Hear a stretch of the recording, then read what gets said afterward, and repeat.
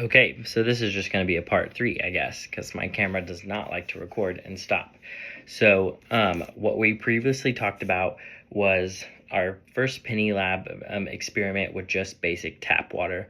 So our first experiment just had us with a cup of water, our dropper, and then our penny on a flat surface. And so what we learned by that is we learned that the water formed into a bubble dome, which they call that surface tension. And it basically is the water is sticking together to form one thing. So it kind of sticks together. So in our second experiment, we are changing the variable of the water, and I have changed it to soapy water. So here's some soapy water. So now we're going to see what happens when we add soapy water and what is our new hypothesis. Will the droplets be more or fewer? So for my hypothesis, I think 15 droplets will fit onto 1 penny of soap, with soapy water. So same thing, we're gonna keep our data right there. Penny is right there. Now we have our changed variable, which is our soapy water. Now we're going to see if that will change the surface tension. So you can see there is soapy water on there. Let's see if I can get a little bit more in there.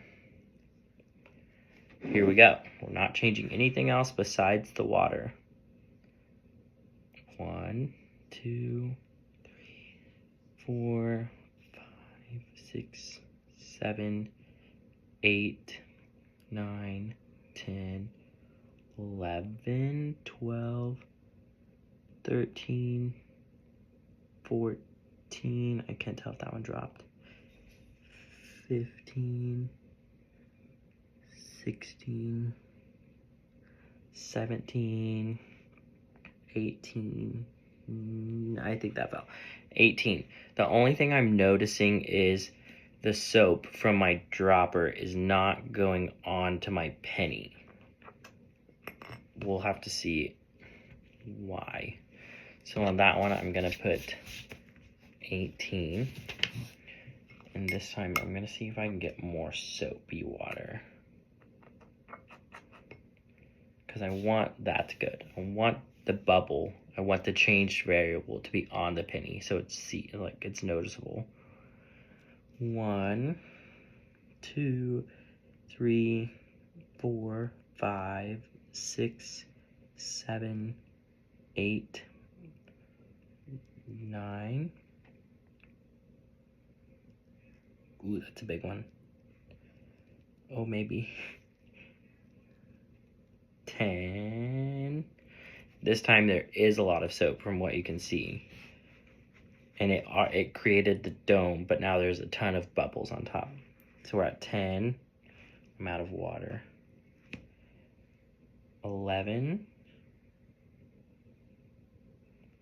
12. As you can see, the bubble is kind of like the water is coming out of the dropper as I'm pushing and kind of forming an outside bubble. And look how big it's getting. I'm pushing everything out and I can't get anything.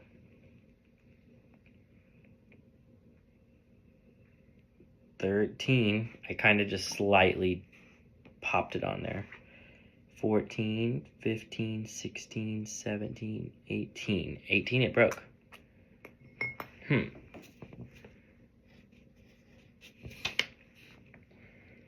clear that one off. So for our last test,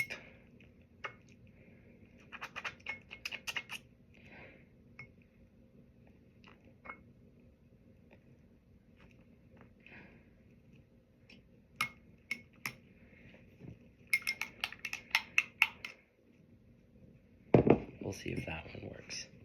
Here we go. 1, 2, 3, 4, 5, 6, 7, 8, 9, 10, 11, 12, 13, 14, 15, 16, 17, 18, 19, 20, 21, 22, 23, 23. That one went really long. Okay, then we're going to move that to the side. We're going to calculate our averages. Okay, averages are calculated. 18 plus 18 plus 23 equals 59. Divide that by 3, we're looking at 19.67. So that is our average. So it went up a little with the soapy water. Just a little bit. So, our controlled variables, we do need to talk about that. So a controlled variable is what did we keep the same in our experiment. We kept the penny, the dropper, the flat surface, the temperature of the water, and the amount of water. And also, I put the lighting in the room / no windows. So I didn't open any windows or turn on any fans. I kept everything the same except for the water that changed. So let me go to my notes here. Here we go. So we're going to look at our results, which we did. The liquid that held more was the soapy water. It did average 19 to 14, so it did hold more water and surface tension on the 1 penny. What I noticed is the water in test 1 kind of made the surface tension, and then it kind of overflowed off the penny.